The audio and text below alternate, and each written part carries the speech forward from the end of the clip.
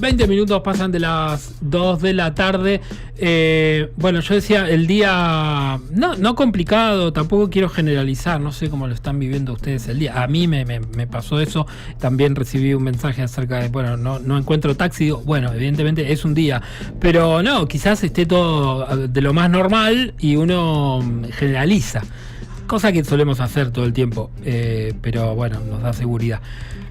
Hoy es un programa distinto. No, yo digo distinto cuando viene alguien de lejos que acabo de conocer, porque evidentemente, bueno, ya ahí se marca una diferencia con lo que solemos hacer aquí en Un Montón de Gente, pero no será tan distinto. Primero voy a presentar a la invitada del día de hoy y empezaremos a conversar porque, como les dije, acabo de conocerla. Maijo Mora, bienvenida a Un Montón de Gente. Hola, Maijo. Hola, Ariel, muchísimas gracias por compartir este ratito juntos. Bueno, como escucharán o verán, no es de La Plata, ¿no? Evidentemente, tampoco de Argentina. ¿De dónde venís, Maijo? Bueno, yo soy española. Sí. Vivo en Madrid, pero soy del sur de España, soy de Andalucía. Recién me explicó y ya me dieron ganas de ir al pueblo Huelva, ¿no? Huelva, sí. Sí, ya me tiró 3 tips así, dije, qué lindo que es. No conocías, ¿no? Argentina. Es mi primera vez. Es tu primera vez, ok. Pero estoy encantada, la verdad. ¿Te gusta? Estás muy cómoda. ¿Venís de Chile? Vengo de Chile. Todavía no dijimos qué hace, ¿no? ¿Qué está haciendo? Pero iremos muy de a poco. Venís de Chile, pasás por Argentina, te vas a México. Exacto. O sea, es un viaje importante. Sí que lo es. ¿No? Digo, sí que lo es. No está de mochilera tampoco, ni haciendo dedo. Digo yo, no sé. Tiene un libro en su mano, ok, vamos por ahí. Pero por lo que he leído de vos, porque me han llegado muchos links, haces muchas cosas. Bueno, espero que todo lo que haga sea productivo y sume, ¿no? Desde luego. Uh-huh. Sí. Bueno, a veces, viste, uno hace cosas y no sé si suman o son productivas, pero las hace. Yo no sé si tu libro empezó buscando algo o lo hiciste porque lo tenías que hacer, porque salía así. Bueno, yo creo que Vértices, que es este libro que hablamos, parte un poco desde la vulnerabilidad, ¿no? Sí. Esa parte frágil que cada uno tiene. Es un libro de poesía, pero sí que hay un pequeño relato que lo encabeza, ¿no? Aparte es un libro que comienza el libro en el 2023 y termina en el 2011, ¿no? O sea, es un libro, dentro de lo que cabe, poco usual, ¿no? O sea, va para atrás. Va para atrás, pero empieza en el 2023 porque a mí me interesaba mostrar, bueno, el tipo de persona la que me he ido convirtiendo a lo largo de los años y siendo expaciente de cáncer de mama. Sí. Quería plasmar pues la mujer un poco resiliente y activista cuando sobre todo los últimos años, pero que comienza, digamos, y termina en el primer diagnóstico en el 2011. Ok, o sea, en el 2011 a vos te diagnostican, ¿no? Sí, de cáncer de mama, y en Sí. el 2012, digamos, es bilateral, ¿no? Que se llama cuando tienes las dos mamas Sí. pues tomadas, exacto, digamos. Sí, exacto, Okay. Diagnosticadas, ¿no? Sí. O sea, como... ¿Y qué era de tu vida hasta el 2011? O sea, ¿qué hacías? O sea, ¿estabas vinculada al mundo artístico de alguna manera? Sí, exacto. Mira, en el 2011 vivía en Palma de Mallorca, que es como mi segunda casa. Ya quiero ir también. Es maravilloso. Tienes que Ese ir sí, ya. ¿no? Ese sí es así. Tienes que ir ya. Sí. Es un sitio, para mí es mi segunda casa, como te comento, y yo fui allí, pues, bueno, como periodista, porque soy periodista, y estuve 5 años viviendo en la isla y... Ejerciendo el periodismo. Exacto, ejerciendo como periodista, también como poeta, por supuesto. Que estuve en varias antologías, en varios recitales, estuve dentro de como una comunidad, ¿no? De poetas allí, y es como mi segunda casa. Siempre vuelvo a Palma de Mallorca, y en el 2011 pues estaba trabajando en Palma de Mallorca, tenía que hacerme como mi revisión anual, ¿no? Sí, con mi claro. ginecóloga y demás, y bueno, pues en una de las mamas, con una mamografía, con una eco y una mamografía, me diagnostican, ¿no? Sí. Yo era bastante joven, ¿no? O sea, si yo se lo cuento a mi oncóloga, digo, es que yo tengo como una relación tóxica con el cáncer, pues son casi 15 años, ¿no? No solamente de los diagnósticos, sino también de los efectos secundarios, ¿no? Me imagino. Que he ido teniendo. Y claro, cuando me dan el positivo, la biopsia, me voy a Madrid a empezar el tratamiento. Que era como, bueno, tu casa principal, digamos. Claro, mi casa. Volvés al lugar para llevar adelante, bueno, todo lo que ello conlleva, ¿no? Exacto, todas las fases de la enfermedad, ¿no? Al final, cuando te diagnostican, el sistema clásico, ¿no? Empiezas con quimioterapia, radioterapia, varias operaciones. Sí.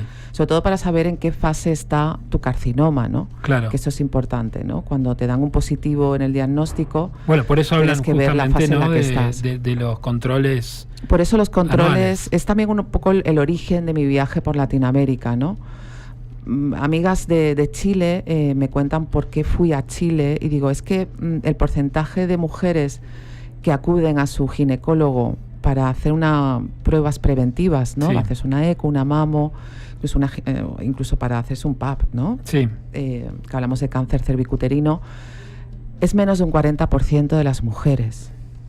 Es un porcentaje tremendo. Es altísimo. Pero es que en Argentina es igual. Es un 40 o incluso menos de las mujeres que van anualmente a hacerse una revisión con su ginecóloga, ¿no? Lo más fuerte de todo es que en Chile no existe un porcentaje de mujeres diagnosticadas de cáncer de mama, porque hay un control tan grande de la información en Chile que no quieren hacer público el número de mujeres que han sido diagnosticadas de cáncer de mama. Para que te hagas una idea, en Chile el cáncer cervicuterino, que viene a través del papiloma humano, a mí que me abrieron las puertas en Chile a un nivel muy grande, las mujeres no sabían que la vacuna, que es una vacuna gratuita en Chile, es hasta los 18 años, y ahí existe un porcentaje que sí se publica en Chile, que es que la mitad de las mujeres que se hacen una revisión, el PAP, una citología y demás, mueren de cáncer cervicuterino. Es un porcentaje altísimo cuando hablamos de mujeres de 20 a 35 años, que son mujeres que son madres, tienen una familia, son jóvenes. Es un porcentaje altísimo. Imagínate qué porcentaje tienen que tener las mujeres diagnosticadas de cáncer de mama en Chile, con lo cual la información es un tema político. La información es un tema de información. Ser periodista en Chile no está bien visto, porque la información de alguna manera te hace libre y puedes elegir. Y Chile, desde luego, fue un país que intenté sumar. Me abrazaron además una asociación increíble, Marieli Quesada, que es la presidenta de Mujeres por un Lazo, que igual que yo fue diagnosticada de un cáncer de mama triple negativo, que es un carcinoma, por así decirlo, que reacciona peor a los tratamientos de quimioterapia. Es más complicado de sanar, ¿no? Y Chile fue un país de sumar.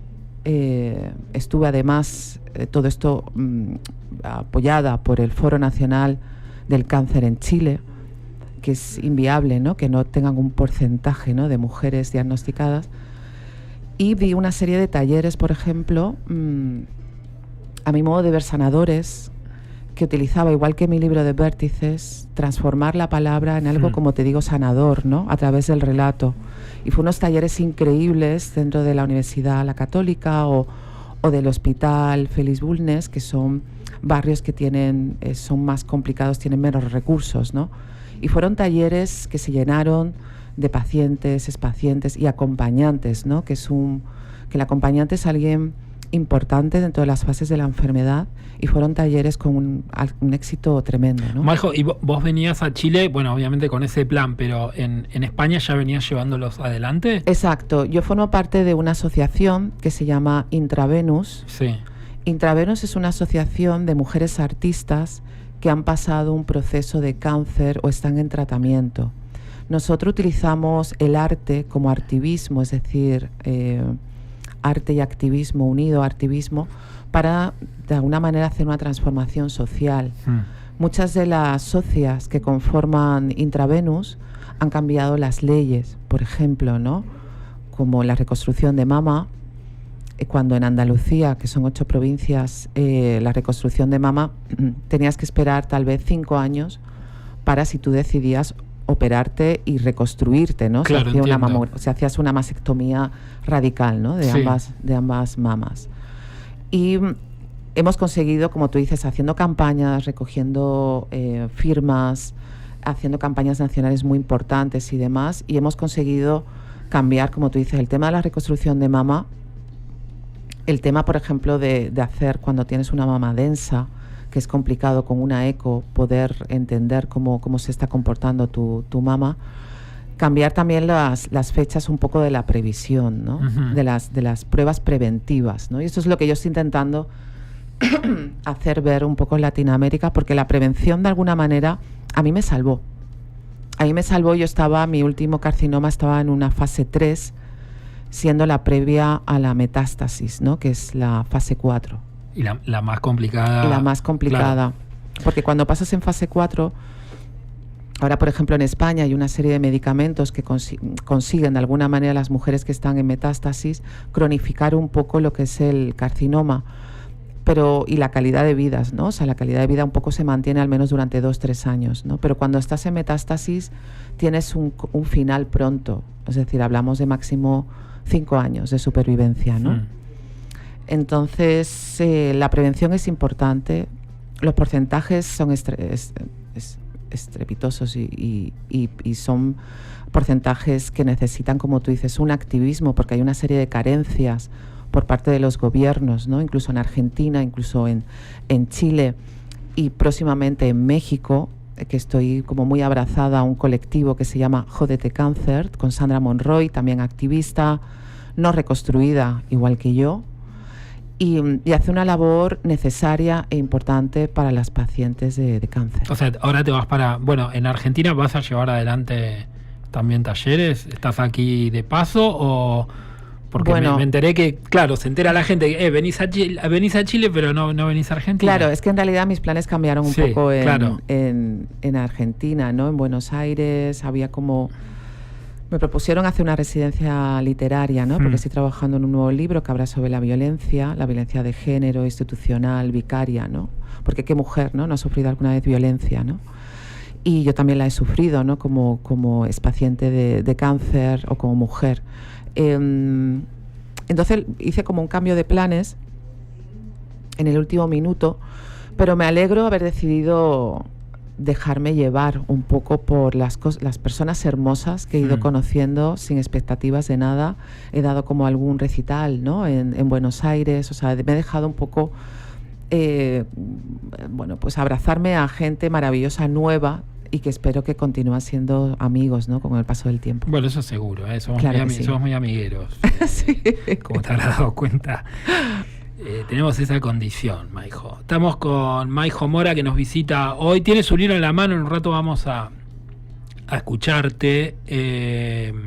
Pero bueno, volvemos a tu biografía. 2011 te diagnostican, te volvés a Madrid, pero te escucho hablar y yo no sé si quizás por tu vocación o tu profesión de periodista, viste que muchas veces nos lleva a entender, a buscar, a ser un poco más curiosos que la media, como se dice aquí. ¿Cómo fuiste incorporando a pesar de, o además, no a pesar, además de lo que a vos te pasaba y te contaban, información, si fue con gente que estaba en tu misma situación o si fue por motus propios vos averiguando y encontrando cosas? ¿Cómo empezaste a tener tanta información y con eso tener un poder en tu mano? Claro, es una gran pregunta. En uno de las mesas redondas que se llaman conversatorios en Chile sobre periodismo y cáncer, hablamos sobre esto, ¿no? Es cierto que cuando te diagnostican de cáncer de mama o cáncer cervicuterino, es decir, cuando te diagnostican de cáncer, lo primero que haces es buscar en Google, ¿no? Error. A ver, yo también busqué, pero la cuestión es que lo básico es, puedes buscar en Google, pero busca fuentes fiables. Claro. Sí, el error quizás no es buscar en Google, sino no saber... Hacer un filtrado. Claro, exacto. Ese sería el error, ¿no? Porque bueno, es lógico que hoy estamos conectados todo el tiempo con Google. ¿Por qué no hacerlo ahí? Claro, exacto. Google también es información, ¿no? Sí. Pero cuando hablábamos en los conversatorios, yo explicaba que hay que buscar una fuente fiable, es decir, una fuente médica, que incluso tenga imágenes que confirmen esa fuente, ¿vale? Creo que hay que hablar desde la veracidad, hay que ser transparentes y, por ejemplo, intentar evitar, por ejemplo, yo me he encontrado como periodista y expaciente, me he encontrado como ese lenguaje bélico, ¿no? Ese lenguaje bélico que nos cuentan que somos luchadoras, que estamos en una guerra. Sí, que una guerrera. Exacto. Es como súper horrible esto, Ariel. Es como súper horrible porque eso es un lenguaje bélico que ya Susan Sontag, gran mujer ensayista, una de las grandes escritoras, ¿no?, del siglo XX, en el 78, ella fue también paciente de cáncer, en el 78 ya empieza a hablar del lenguaje bélico y lo publica en un libro que para mí es como una fuente importante, ¿no?, de entender y de contextualizar para las pacientes, que se llama El cáncer y sus metáforas. Y ahí empieza a hablar del lenguaje bélico, porque ¿qué ocurre con las mujeres o con los hombres? Porque los hombres también tienen cáncer de mama. Lógico. Que, bueno, pues ¿qué pasa? Que estos hombres y mujeres no han luchado lo suficiente, no han dado lo mejor de sí en cada tratamiento de quimioterapia.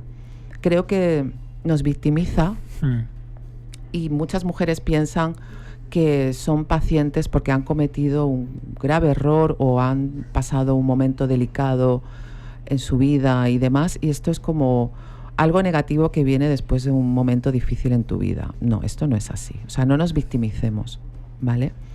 Esto es importante también dentro del periodismo, y una de las cosas importantes cuando vemos en Google el tema de las pacientes de cáncer. Y luego, pero es un lenguaje súper instalado, ¿no? Esto de la luchadora o el luchador, o la peleó, etcétera. Pero por lo general, hay que intentar evitarlo. Claro, parte desde el que ve de afuera y observa, y seguramente sin saberlo, ¿no? Esto porque los lenguajes que se instalan se utilizan, ¿no? Y claro. No se reflexiona demasiado muchas veces sobre el lenguaje. Simplemente dice, bueno. Bueno, yo siempre digo que es como el copy-paste, ¿no? Bueno, es como el copy-paste. Claro. Tú copias esa frase y la pegas. Igual que esos símiles. Es como el reenviado de WhatsApp, ¿no? Exacto. Luchadora, 1000 veces reenviado. Reenviado, con el brazo, ¿no? Decirme algo sincero. Exacto. Igual que esos símiles de tras una larga enfermedad. Bueno, claro, esos son esos símiles. Sí, el periodismo utiliza demasiado, ¿no? Cuando fallece alguien de cáncer, por lo general no se lo menciona, se dice después de una larga enfermedad o... sí, de hecho, no sé, es algo súper usual, claro, que de hecho con gente joven que quizás no tendría ningún problema en que le digan, mirá, tuve cáncer, no una larga enfermedad. Claro, exacto. ¿Sabes qué ocurre, Ariel? Que cuando utilizas esos símiles de tras una larga enfermedad, estás utilizando, como te digo, ese copy-paste, ¿no?, que se utiliza en medios de comunicación. Y estás intentando evitar lo que es una realidad, que son las fases de la enfermedad, porque estamos hablando en este caso, de cáncer. Y no podemos intentar utilizar otras frases, esos símiles, porque estamos proponiendo ese tabú enorme del cáncer. Si somos enfermas o supervivientes, vamos a hablar de lo que es el cáncer, como dice Andrew Lord, ¿no?, que a mí me encanta una frase de ella que dice que hay que nombrarle el nombrable para que podamos hablar de ello. Y esto es importante, ¿no? Entonces, quitemos los símiles que realmente no nos representan y vamos a quitar los tabúes, ¿no? ¿Y por qué crees que hay tabú con algo que en definitiva le puede pasar a cualquiera? Y como vos decías, no es que, a ver, fui yo o me lo merecí o... Exacto. Digo, yo tengo una explicación. Todos conocemos, todos tenemos familiares, todos tenemos amigos, amigas, lamentablemente historias muy tristes, pero no es algo que de vergüenza de alguna manera, digo, bueno, no sé, al menos lo digo desde mi lugar, sí tristeza y sí angustia y miedo, pero el miedo no es algo por el cual uno deba avergonzarse. Claro, es que ¿sabes qué ocurre? Que cuando hablas con pacientes de cáncer diagnosticadas, mucha gente piensa que cáncer es muerte, ¿vale? Estamos hablando efectivamente de una crisis, ¿no? Eso sí, obvio, lo puedo entender. Se puede llegar a entender. Ahí, por ejemplo, en Argentina, por eso también mi viaje a Argentina, es que mueren 2 mujeres cada hora de cáncer de mama. O sea, Argentina es el país ahora mismo con el mayor número de porcentaje de mujeres diagnosticadas de cáncer de mama por detrás de Uruguay. Uruguay va detrás. Es un porcentaje también altísimo, ¿no? Y creo que esto es un tema absolutamente político. Si tú no informas a las pacientes, si tú no hablas de lo que es las fases de la enfermedad, si tú no hablas desde la veracidad, la transparencia, con una fuente de información fiable, la gente va a creer, bueno, pues que si no hablamos libremente de lo que nos ocurre, creeremos que es un tabú, hay que esconderlo. Porque si tú no hablas de ellos en medios de comunicación, si tú no hablas de que Anne Boyer ha conseguido desmorir el premio Pulitzer por su enfermedad del cáncer de mama, que para nosotros es una enciclopedia, es un libro importante, o no hablas de Susan Sontag, o no hablas de Andrew Lord, o no hablas de muchas mujeres, ¿no? Como Sandra Monroy, ¿no? con su libro Jódete Cáncer, otras muchas artistas, ¿no? que hablan, o de la parte de la escultura, como nuestra presidenta Marina Vargas, que ahora mismo tiene una escultura increíble de ella después de un proceso de cáncer, sin un pecho, con un brazo en alto, y que ahora mismo esa escultura del mármol de Carrara forma parte del Instituto de las Mujeres de Washington, ¿no? O sea, el arte nos ayuda, y creo que el ser vulnerable, el hablar claramente en los medios de comunicación, si tienes un gobierno que te apoya, estamos hablando de la calidad de vida de los pacientes. Y si no das esa información, seguiremos hablando de un tabú, seguiremos pensando que cáncer es igual a muerte, y no tendremos las ayudas como vacunas o como entender que la prevención salva vidas. Uh-huh. Maijo, perdón que insista, pero vos te noto muy plantada, como se dice acá, o sea, tenés ideas muy claras, pero lo que quiero saber es si eso también a vos te llegó desde, leer a estas autoras, que seguramente, obviamente, quizás antes no tenías tanto contacto porque no tenías la enfermedad, entonces podías pasar por alto esos libros en una librería, pero después no. Digo, fue un proceso también tuyo personal de leer, de que o alguien te dice, mira, lea a esta autora, Susan Sontag tuvo este libro, porque también, no sé, quizás sentiste miedo o dijiste, no quiero leer de esto, no sé qué le pasa a una persona o qué te pasó a vos. Bueno, yo creo que mi paso fundamental de todo esto es ser vulnerable. O sea, mi primer carcinoma tomé un tiempo, ¿no?, para entender en qué situación estaba, y cuando me vuelven a diagnosticar un par de meses después, ¿no?, de haber pasado todos los procesos de la enfermedad, ahí di un paso equitativo en el que yo hablé públicamente en medios de comunicación como periodista. Bien. Hablando de la enfermedad, y empecé a entender esa parte vulnerable, esa parte de un poco del activismo, y que dándome cuenta que las mujeres que había a mi alrededor, formando parte, como por ejemplo como de Intravenus, hacíamos esta parte social de esas carencias, de esa transformación, ¿no?, sobre todo para la calidad de vida de las mujeres. Entonces me di cuenta de que mi razón estaba ahí. Okay. Mi objetivo lo siento como tal. En mi caso, mi enfermedad, el cáncer, es la gran pandemia de mi casa. Yo soy la única superviviente de mi familia, eso es una realidad. La prevención, como te digo, me salvó, y que cuando yo han sido 15 años de historia, por eso te digo que yo tengo como una relación tóxica, ¿no?, con el cáncer, ¿no?, de 15 años de subidas y bajadas, pero me he mantenido y sigo viva, ¿no? Y creo que en estos últimos años entender que cuando he ido creciendo, ten en cuenta que me diagnostican con 30 y pocos, ¿no?, bastante jovencita, pues me di cuenta que mi labor, o de alguna manera, simplemente es apoyar y sumar, ¿no? Sobre todo con mi experiencia, sobre todo con este que es uno de mis últimos libros, de intentar apoyar a las pacientes con la palabra, ¿no?, con una palabra que les ayude a entender su situación, contextualizarla, y sobre todo entender todo ese contexto de mujeres que nos apoyan, ¿no? Me imagino la necesidad también de escuchar a alguien que pasó por lo mismo que vos estás empezando a vivir, ayuda un montón. Y me imagino también diferentes corrientes dentro de, viste, cuando se habla de, por ejemplo, feminismo, vos recién hablabas acerca de la reconstrucción, vos decidiste que no, pero seguramente hay chicas que sí, o mujeres, claro, que sí, por supuesto. o por mandato o por lo que sea dicen sí o por lo que sea dicen no. ¿Cómo se puede hablar de algo teniendo diferentes miradas o posiciones o no sé, o filosofías de vida dentro de algo que, bueno, en sí es bastante, ¿cómo diría? Común, porque todas van a pasar por algo que vos pasaste. Claro, exacto. Quimio, recuperación, malos momentos, rechazo a ciertas drogas, bueno, pero desde diferentes lugares, por posiciones distintas, ¿no? Lo tuyo sería más una corriente feminista. Claro, lo mío sería como una corriente feminista porque de igual manera que una mujer toma la decisión de reconstruirse, yo tomé la decisión de no hacerlo, y yo creo que al final esto es un tema de actitud. O sea, yo creo que también incluso cuando te diagnostican de cáncer también es un tema de actitud, ¿no? Y cuando hablo de vértices, hablo de la toma de decisiones. Sí. Es decir, tú puedes decidir reconstruirte, tú puedes decidir no hacerlo.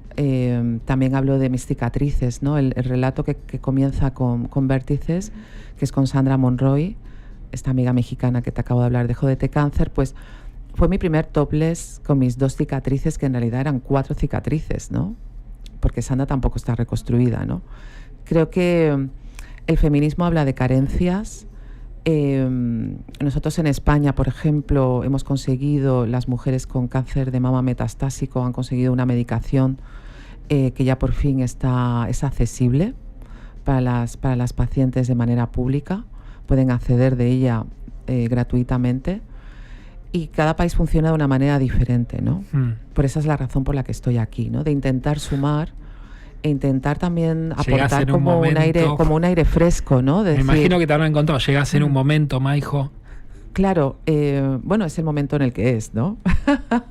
Es el momento en el que es. Por eso es mucho más importante el activismo, y sobre todo alguien que lidere esos cambios sociales, sobre todo a nivel de prevención, porque la prevención salva vidas, ¿no? Bueno, tiene el libro, también hay música. Yo hoy te pregunté a vos si podíamos escuchar una canción, porque formás parte de, no sé, grupo, colectivo o idea musical electrónica, sí, ¿no? Bajo el nombre de Electrocía, ¿no? Sí, este es sí, es cierto. Esta es como mi vertiente de utilizar la música electrónica, esa sinergia de la electrónica, sí, para hablar dentro de mis poemas. Es un spoken word, que es algo, no es nada novedoso, esto ya se hace en los años 70, ¿no? Sí. Patti Smith, por ejemplo, ya lo hoy, hacía. Hoy, de hecho, programé a Patti Smith dentro de un rato, sin saberlo, debo decirlo, sin saberlo. Sí.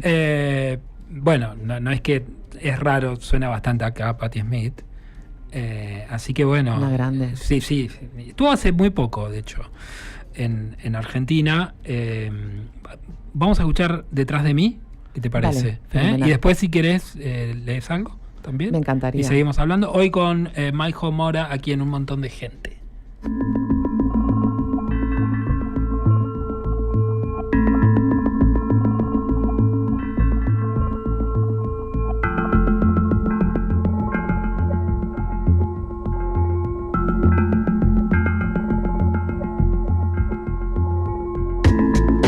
De la puerta se oculta un guiño, hace que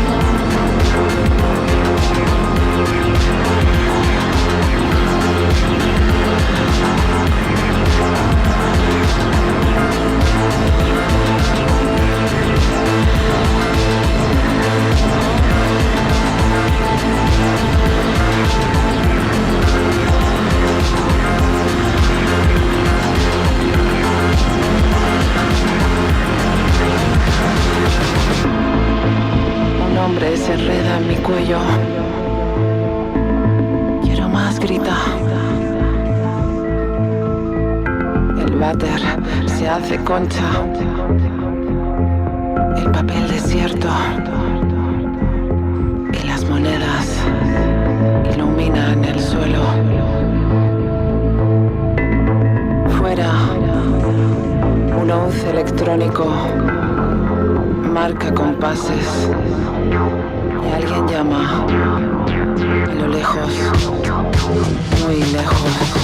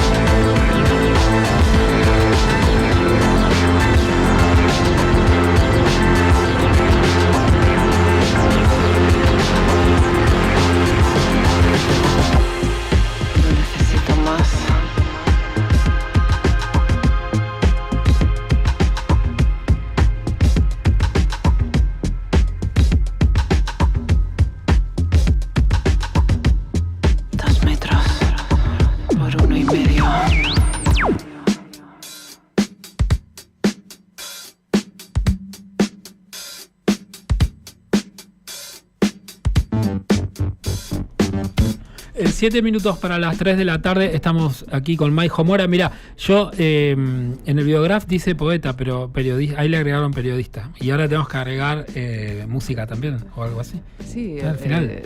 Sí, bueno, las letras son mías, sí. ¿Vale? Lo que pasa que en este disco diferentes artistas electrónicos o productores electrónicos se sumaron para hacer este disco debut. Y el productor es David Cano, ¿no? Que es un gran productor dentro de Madrid. No sé por qué me suena David Cano. Bueno, David Cano ha hecho muchos remixes de grandes grupos españoles, mucho indie español. Nos gusta el indie español, es como, me gusta el arte. Nos gusta el indie español. Un poco. Sí, él hace muchas remixes para Subterfuge, que Subterfuge es una discográfica muy potente. ¿Y vos tenías así relación con la música electrónica? ¿Te gustaba? ¿O te dijo, sí, podemos llevarlo para este lado? Y vos dijiste... Claro, bueno, es bastante curioso, ¿no? O sea, yo compro muchos vinilos. O sea, yo en mi casa escucho muchísimos vinilos. Nos gusta el vinilo. Sí, nos encantan los vinilos. Y bueno, ya he decidido no comprar. Ya sé. No comprar más y comer. Exacto, porque claro, no caben más vinilos en mi casa. Claro, de sí. Chile me he traído algunos. Alimentar, vivir, ¿no? Y exacto, de Chile me he traído como algunos, pero ya no puedo comprar más porque no caben más. Que se coman los vinilos. Ya fue, no compramos más comida. Exacto, y luego arroz blanco. Y sí, ¿no? Comés arroz y un vinilito. Decidiste, bueno, me parece, sí, todo vinilero llega a un momento en que dice, tengo que parar, por una cuestión de espacio, ¿no? O sea, te estabas nutriendo fuerte. Me estaba nutriendo fuerte, pero bueno, la música siempre ha estado en mi vida, la electrónica... Sí que es cierto que sobre todo en Europa, ¿no? La música electrónica, sobre todo en los años 2000, era una época de mucha eclosión de electrónica, muchos grandes grupos, ¿no? Que venían de Inglaterra, sí, de los Países Bajos, y la electrónica de alguna manera siempre ha estado un poco a mi alrededor, ¿no? Pero escucho de todo en mi casa, no tengo discos de electrónica en mi hogar, pero sí que siento que era una parte como para una sinergia hermosa para unirlo con poesía dentro de vértices o de otros poemas que ya tenía un poco encima de la mesa, ¿no? ¿Y los elegiste vos con con el productor dijiste, bueno, porque vos sos la que relata, ¿no? Exacto. Serías como la cantante de alguna manera. Sí. Bueno, hay un tema que canto que David Cano me dijo, oye, tienes que cantar un tema, ¿no? Digo, pero yo no soy cantante. Me dice, tienes buena voz. Digo, bueno, vamos a hacer un poder, como dicen en mi tierra. ¿Un poder? ¿Qué sería? Un poder, vamos a hacer un poder. Pues venga, yo voy a intentarlo todo, ¿no? O sea, esto es un viaje, ¿no? Al final este disco fue un viaje. Te la jugaste, una cosa así. Me la jugué y el single... hago como un tema como que más o menos hago mi parte de cantante, pero el resto es spoken. Sí que es cierto que a algunos de los artistas le pasé una serie de poemas, sobre todo para que ellos sintieran que algunos de sus temas iban como en una energía parecida, ¿no? A esa parte de letra, la parte de letrista, ¿no? de los poemas. Muchos eligieron, otros directamente me daban lo que era el tema compuesto electrónico, entonces yo lo adaptaba. Ya te digo, este disco debut de Electrosía fue un viaje, lo disfruté mucho. También muy agradecida, ¿no? de los artistas que quisieron colaborar dentro de este disco y el trabajo de David Cano, ¿no? Maijo, el hablar y el poner en palabras con el arte muchas veces acorta caminos, ¿no? Quizás, no sé, no te lees un artículo porque decís, uy, no, qué aburrido, pero te escuchas un disco o te lees un libro. Me imagino que también es una decisión política. Claro, exacto, son como otros canales de difusión, ¿no? Digo, para gente que por ahí dice, no. Claro, sí. Como al final el arte, lo bueno es que es un canal más de comunicación, es una forma más de entender, bueno, en este caso lo que es la poesía. A mí me ayudó para entender que puedo conectar, ¿no? con otro tipo de público. De igual manera que hoy estamos aquí compartiendo este rato, Ariel, ¿no? De gente maravillosa que pueden escuchar la radio, ¿no? Son canales más para entender que el arte siempre es un bien mejor. ¿Y habías escrito poesía antes? Sí, claro. Sí, ok. Y porque la poesía también obviamente responde muchas veces a intimidades, ¿no? Digo, uno escribe pero no muestra, hasta que alguien lee y dice, che, está bueno, sí. Fíjate acá, ¿no? Ahí también obviamente, o al menos lo que uno ha escuchado, es muy importante la mirada de alguien cercano para editar o para decir esto. ¿Vos tuviste así ese tránsito poético? Sí que lo tuve. Más clásico sería. Bueno, sí. A día de hoy, por ejemplo, formo parte de un colectivo. Es que a mí me encanta trabajar con otros artistas. Sí, me encanta trabajar con otros artistas, ¿no? Yo creo que eso al final es una forma de nutrirse, ¿no? Y en Madrid formo parte de un colectivo que se llama Prostíbulo Poético. Es un colectivo muy interesante porque damos la vuelta a lo que es el concepto de la poesía. Utilizamos una parte también performática dentro de la que es la poesía en sí misma. Ahora mismo el concepto de prostíbulo poético viene de Nueva York. Tiene como diferentes sedes, por así decirlo, dentro de Europa. En España es Sonia Barba, una mujer que lleva este proceso artístico, poético que es prostíbulo. En Barcelona primero, que llevan más de 15 años. En Madrid lleva un poquito menos, 7-8 años. Y también hay en Valencia, en fin, son diferentes ramas de prostíbulo. Es un viaje increíble. Cuando abras esa conexión, nosotros en prostíbulo actuamos, ¿no? O sea, yo tengo un alter ego que se llama Roxanne, como la canción de Sting. Sí. Y esa parte de conectar con el público hacemos un vis a vis. Es decir, ahí entra una parte del azar, ¿no? O sea, tú hablas con mi madame porque hay un concepto de prostíbulo, tiras los dados, a ver qué sacan los dados, cuánto vas a pagar por un vis a vis con una poeta. Y previamente has visto el show de todos los poetas, hombres, mujeres, o incluso cantantes, bailarines, ¿no? Que muestran lo que es la poesía y tú quieres tener un vis a vis con ellos, ¿no? A mí me encanta mi personaje porque encontramos a mí me salvó un poco la vida prostíbulo poético, porque yo estaba en una fase, unos meses como muy extraños, y prostíbulo de alguna manera me dio como un concepto de trabajar la poesía a otro nivel, ¿no? Y cada vez que estamos con estos vis a vis, pasando por mi madame, hay gente que como que le cambia la vida, ¿no? A mí me encanta mucho hacer el cadáver exquisitos, ¿no? Es decir, ¿tú cómo estás, sí, claro, no? Sí. ¿En qué momento estás? Cuando estoy con un cliente, que tenemos clientes que repiten además, ¿eh? O sea, con esto del prostíbulo. Entonces digo, ¿cómo te sientes hoy? Pues mira, ha pasado esto, esto y esto, ¿no? Y yo creo un poema cerrando los ojos, conectando con la luz apagada. Es decir, hay una conexión tremenda a través de la palabra, de una manera conectada como de un poco desde el alma, para que esa persona, cuando termina de estar nuestros vis-a-vis, sale como rejuvenecida, sale con una energía. Hay un antes y un después cuando pasan con nuestros vis-a-vis, ¿no? Por eso tenemos clientes que repiten, socios que son perennes dentro de prostíbulo y demás. Me gusta que la gente que va a escuchar poesía son clientes. Claro. Está muy bien, ¿no? Claro, porque tenemos este concepto un poco de madame, ¿no? Claro. Y yo creo que leer poesía es, de alguna manera, es salvaguardarla, ¿no? O sea, es seguir que no se agote, ¿no? No, totalmente. Y de hecho, muchas veces ir a escuchar, leer poesía, lo he hablado con muchos amigos poetas, es una situación también incómoda, porque uno escucha, pero tiene que concentrar en la palabra, pero quizás no es el ámbito porque hay mucha gente y uno pasa con una cerveza y el otro. No, ese es diferente, ¿eh? Claro, por eso imagino más como... Lo hacemos como en pequeños teatros. Claro, exacto. ¿No? Como algo mucho más, performático por un lado. Es más performático, sí. Pero direccionado, no sé cómo sería. Pero bueno, imagino algo así también, bastante entretenido. Digo, para ofrecer algo más. Tienes que venir a vernos, Ariel. Bueno, yo me encantaría, pero bueno, no te lo puedo prometer. Está medio difícil el tema pasajes. Pero me encantaría. Sí, tengo muchas. Yo a todos los que vienen de España les digo que en algún momento voy a ir. Claro. Porque realmente tengo muchas ganas. De hecho, como me pasó con vos, me dijiste playa, pueblo, digo, sí, me encanta. Pero bueno, ojalá, alguna vez, ojalá.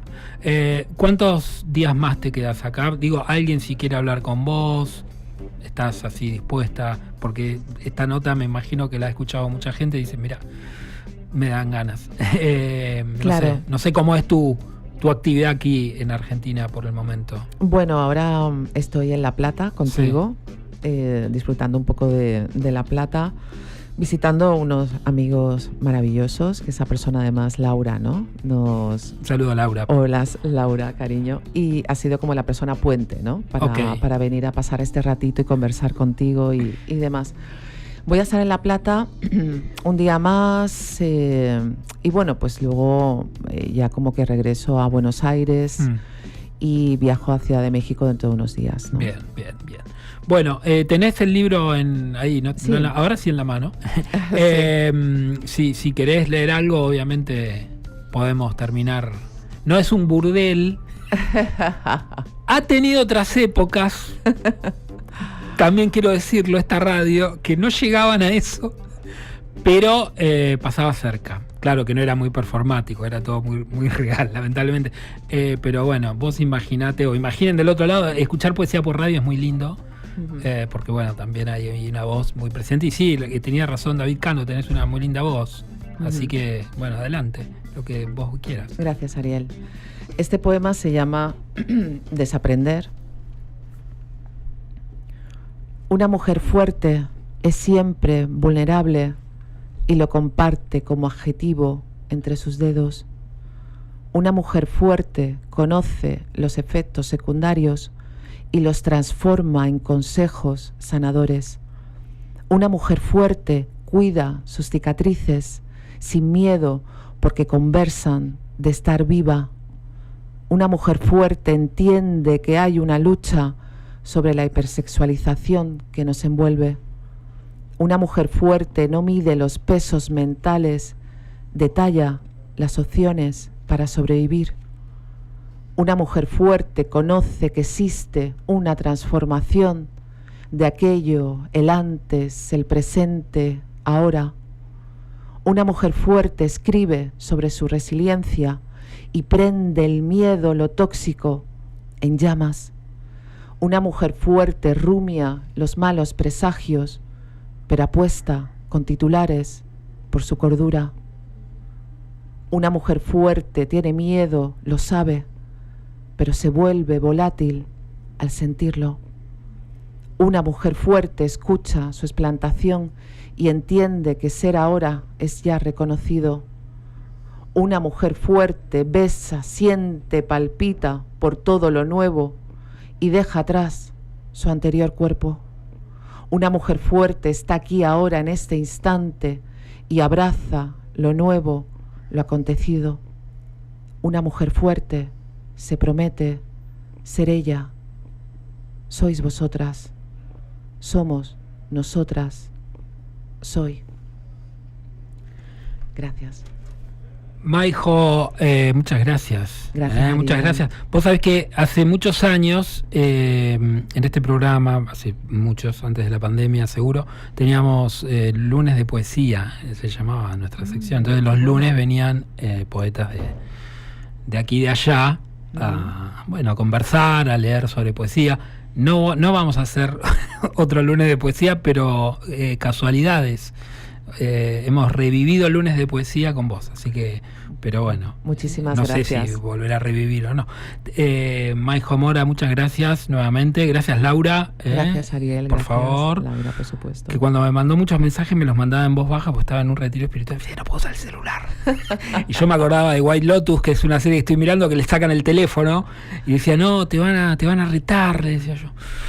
Bueno, gracias, gracias. Volvemos en minutos aquí en Un Montón de Gente.